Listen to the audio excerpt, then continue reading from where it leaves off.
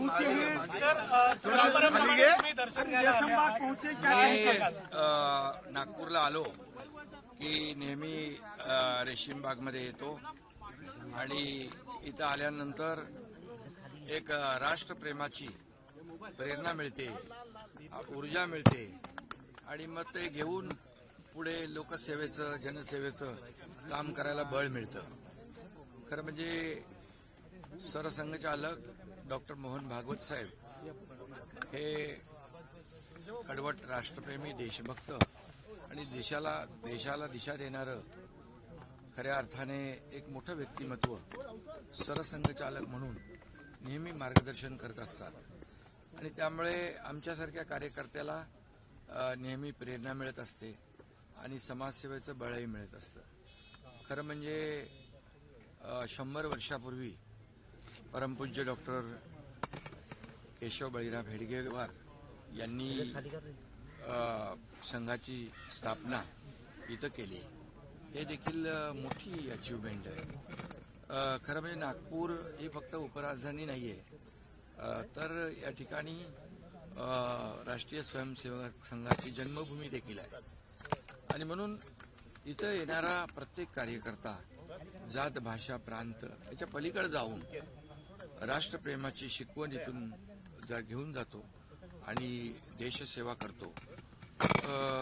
100 वर्ष एखादी संघटना निरपेक्ष भावनेने काम करत असते. कुठलीही प्रसिद्धीपासून अलिप्त राहून कुठल्याही अपेक्षा न ठेवता 100 वर्ष काम करणं हे देखील एक ऐतिहासिक बाब आहे. आणि आपत्ती संकट असतं जेव्हा आम्ही देखील शिवसेना तिकडे पोहोचते, तिकडे RSSचे कार्यकर्ते देखील आपत्ती आणि संकटामध्ये निरपेक्ष भावनेने काम करत असतात. खरं म्हणजे एक लोकाभिमुख आणि राष्ट्रप्रेम आणि देशप्रेम राष्ट्रीय स्वयंसेवक RSSच्या स्वयंसेवक संघामध्ये आणि सगळ्याच लोकांमध्ये या ठिकाणी पाहायला मिळतं. याचा खूप अभिमान आम्हाला आहे. इथं आल्यानंतर खरंच एक सगळ्यांनाच वेगळा अनुभव, या ठिकाणी वेगळी अनुभूती येते आणि मी मगाशी म्हटल्याप्रमाणे राष्ट्रप्रेम आणि देशभक्ती इथून त्याला बळ मिळतं, प्रेरणा मिळते.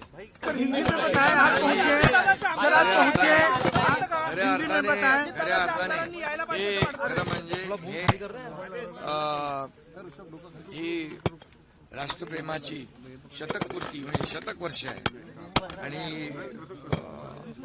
हे देखील संपूर्ण देशभर जगभरामध्ये RSSच्या शाखा आहेत आणि हे देखील एक मोठं अचिव्हमेंट आहे. आणि तसं बघायला गेलं तर शिवसेना आणि संघ अशी विचारसरणी जी आहे ही आमची मिळती जुळती एकच आहे. कारण सुरुवातीच्या काळात आमच्यातले अनेक लोक संघाच्या शाखेतून शिवसेनेच्या शाखेत गेलेले आहेत. हिंदी में बताएं, संघ में पहुंचे।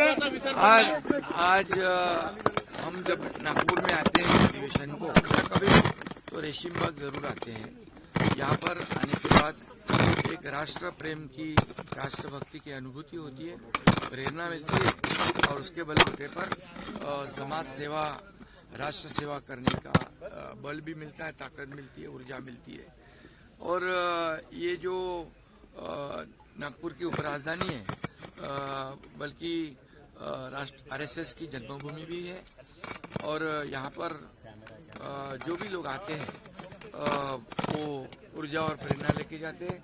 यहाँ पर पूरे 100 साल पहले परम पूज्य डॉक्टर हेडगेवार जी ने ये RSS की स्थापना की है. 100 साल ये शताब्दी वर्ष है, ये बहुत बड़ी बात है. और यहाँ आने वाला हर एक इंसान देश प्रेम, राष्ट्र प्रेम को जागरूक कर कर जाता है और भाषा प्रांत विचारे को परे जाकर देशभक्ति करता है. और आदरणीय प्रधानमंत्री नरेंद्र मोदी जी आज देश को आगे बढ़ा रहे हैं, देश की प्रगति हो रही है, देश को दुनिया में आर्थिक महासत्ता के रूप में लेके जा रहे हैं. वो भी इसी RSS के शाखा से जुड़कर आगे बढ़े हैं. इसका भी बहुत ही प्रेरणादायी ये भी हमारे लिए है और निश्चित रूप से यहाँ आने के बाद एक अलग अनुभूति मिलती है। जैसे प्रधानमंत्री आत्मनिर्भर भारत, वैसे आरएसएस का भी वही है कि आत्मनिर्भर भारत बन जाए, भारत देश में एक बड़ी शक्ति बन जाए। इसलिए आरएसएस भी काम करती है। हर आपदा और संकट में आरएसएस के सभी स्वयंसेवक आगे रहते हैं। सर, मोहन भागवत जी ने कहा है, अमित शाह जी और मोहन भागवत जी कलंदमान में थे, उन्होंने कहा कि बटोगे तो कटोगो की बात देश में नहीं होनी चाहिए। मोहन भागवत जी एक ऐसे नेतृत्व है जो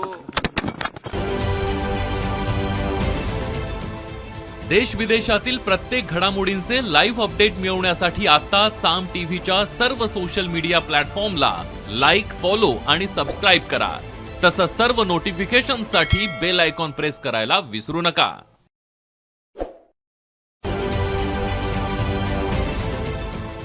देश विदेशातील प्रत्येक घडामोडींचे लाईव्ह अपडेट मिळवण्यासाठी आता साम टीव्हीच्या सर्व सोशल मीडिया प्लॅटफॉर्मला लाईक, फॉलो आणि सबस्क्राईब करा। तसंच सर्व नोटिफिकेशनसाठी बेल आयकॉन प्रेस करायला विसरू नका।